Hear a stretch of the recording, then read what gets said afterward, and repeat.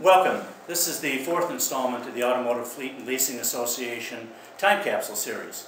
The first three can be viewed on AFLAonline.com. Ed Bobbitt was interviewed by Mike Antich. Jim Rollo was interviewed by Mike Antich. And Sue Miller from McDonald's was interviewed by Rick Nicoletti. My name is Mark Conroy. I'm from Union Leasing, and today I have the pleasure of being in AmeriFleet headquarters in Alpharetta, Georgia, with the Vice President of Sales and Marketing, Helene Kamon. Helene is a well-recognized and respected 40-year veteran in the industry, working not only on the fleet management side, but now as a vendor and a supplier of products and services. And Helene, I'm pleased to be here to interview you. Thank you, Mark. How did you get your start in AFLA? Let's go back to that and see where we got your start. Well, at the time I worked for Wendy's International, and a gentleman from Elmhurst, Illinois, called on me, Paul Valentino. Paul was with Elmhurst Dodge, I believe, and he told me about AFLA and how he thought it would really be a help for me as someone in the industry to get involved with more segments than just the fleet manager view. And he explained to me that AFLA was an all-inclusive organization and that it would offer me an opportunity to learn many different segments of the business from different points of view, basically from the horse's mouth, if you will. And he invited me to their meeting, and at that time AFLA had 2 meetings a year, and I went to the fall meeting, and I believe it was in Pheasant Run, Illinois. That was the beginning. St. Charles, Illinois. St. Charles, Pheasant Run. yeah, Pheasant Run, that's right. Yes, absolutely. Mm-hmm. Now, you were the first female president. I was the first 1989 to 1990. Right. Tell me about that process and, Sure. and what you kind of learned and the people and that whole time period. Well, I was a director at large, I believe, before that, and then I became the vice president and then president. And I loved being involved. I actually published the newsletter at that time, and it was my job to get that out. I think we got it out maybe 6 times a year, which really helped to integrate me with many people in the business, because we would depend on input from the dealers, the manufacturers, from other fleet sources, used car folks. I remember George Dodd always being somebody I could go to. And it was a very interesting time, and I learned a lot by my involvement. It was very, very good for me, and it helped me to really know where to go when I needed information about anything. Even one time I remember calling, I think it was Don Fenton, because I was having a problem with a shop and a transmission, and I didn't believe what they were telling me, and Don hooked me up with the right person, and I got the right information, and we made a conference call, and it just, those little things were invaluable then. And those are great points. I mean, the networking aspect of AFLA, I think we talk about that consistently because it is a smaller group.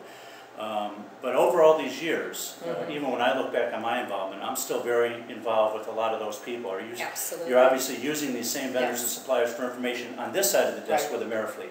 You know, it's interesting because I still say plugged in, if you will, to all. They're actually friends. What happens is, in the beginning, they become a source or somebody for information, but over time, you really become friends with these folks, and you reach out to them not just for business things, but on personal levels, and I stay in touch with so many of the folks that I met originally at AFLA. And it was interesting being the first woman president. I was following Helen Bland, who had was the first woman president of NAFA. And I think at that time, the industry of fleet management was shifting over from a male-dominated to becoming somewhat more female-focused, and it was a great transition. I felt I owed a lot to, I had a lot to give, and I had to be a great president because of the fact I was the first one. So I wanted to set a good example, and I wanted to reward the faith of people like, Don Fenton, Milo Maddock, and Ed Bobbitt, who helped me to get my role, and I wanted to be sure that I did the right things. And you made some good points. What's interesting is when you see people in leadership roles, and they may come from a leasing company, a fleet management company, an affiliate, a delivery service, a supplier of upfitting products, and they all have different styles. And I think that continues to let AFLA evolve at a great pace. I agree. That being said, what do you see the future? Every president and Mike Antich is this year's Yes. president at the Arizona Biltmore on September Yes. 9th to 11th. He's Don't certainly forget. undergoing a very, very challenging year for Right. himself. Well, you know, it's interesting. I had this conversation with someone recently about the fact that who would have known 3 years from now that we would be where we are? No one would have guessed that, you know, we would have had Bear Stearns go out of business, that who was Countrywide Mortgage that caused the topple of all of this. Then we had issues with banking and funds and the manufacturers, and everything is uncertain. It seems as though the whole industry is shifting, and I think it's even more important during a time of flux and change that you stay plugged into all the resources that are available to you through AFLA to get through the change and to the other side of it. And I think as your respective employers should understand, it's just not the content of what's in your head. It's the content of what everyone around you knows that is going to build that bridge for you to go the extra mile and see us through. Now, the bylaws allow you to take another term if you Yes. wish, so if you're Oh, I didn't looking to be know president in the next few years, Oh, I just might have to do that. I will Yes. endorse her as soon as Thank she's you. in the AFLA Hall of Fame, which There you go. we've also got a great list of Hall of Fame That's nominees for this wonderful. year. Yep. September 9th to 11th. Surprisingly, with the economy, the attendance is still up. Absolutely. I think people have looked at this conference, and it's always at a nice hotel, high-quality food, Right. the networking opportunity, and I look forward to seeing you out there.